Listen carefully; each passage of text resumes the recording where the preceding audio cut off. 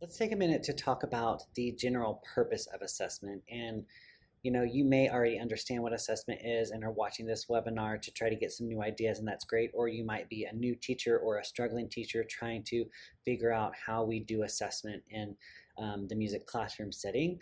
No matter where you are on that kind of spectrum of your educational teaching career, I wanted to lay kind of a foundation of what we're going to use the term assessment as in this webinar going forward and how it looks in the music classroom. So in education itself, the term assessment means the wide variety of methods or tools that educators use to evaluate, measure, and document the academic readiness, the learning process, skill acquisition, or the educational needs of students. It's a very scholarly way to put what assessment is, but in layman's terms, assessment really is about the teacher trying to figure out what their students know and what their students don't know.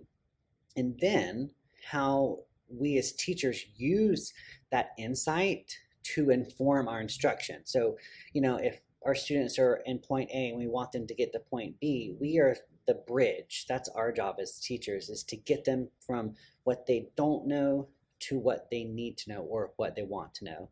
That's our job, really. And I found this quote from Victoria Bowler, and I thought it was so applicable to kind of what we're kind of talking about here. And what she said was that we don't assess because the state says we must. We don't do it for our principles. We don't do it because it's trendy to track data. We do it because we need to know what our students need from us. And I thought that painted such a clear picture of what assessment is. It is trying to figure out what our students need from us, and so that we can deliver it to them.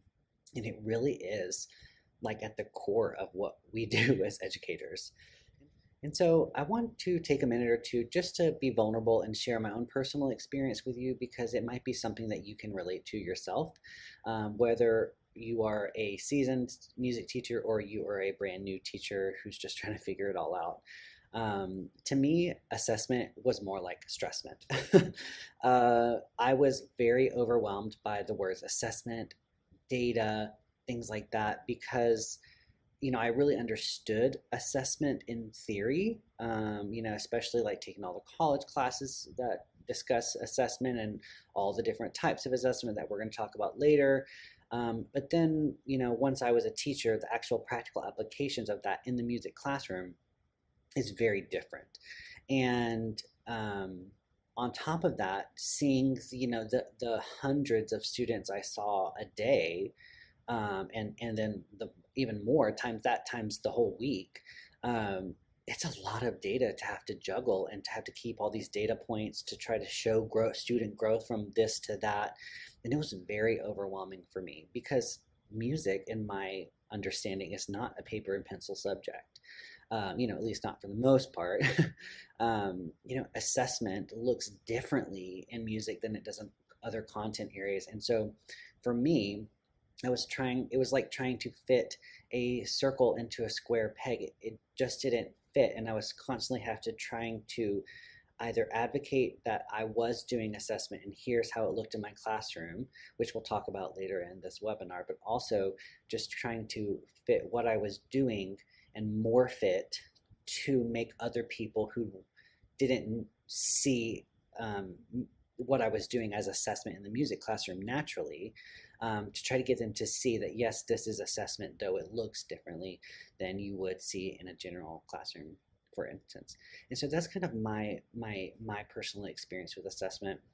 It was something that it was always a professional kind of a growth point for me, is to be better at assessment. How can I, save time with assessments? How can I make sure that I adequately know what my students are learning and where they are in their learning process, and so on and so forth. And we're going to talk a little bit about some ways to help with that as we go along. So, and to kind of wrap up this kind of purpose of assessment, I also found another quote by Victoria Bowler that I thought was really telling about what assessment does for us as teachers. And she said that when our assessments are thoughtfully constructed and consistently implemented, they give us a direct picture of our effectiveness as educators. And I think that oftentimes we forget that piece of assessment, that assessment for us as teachers is feedback of how we are doing, and how we are getting our students from point A to point B. Again, how good is that bridge that we are making for them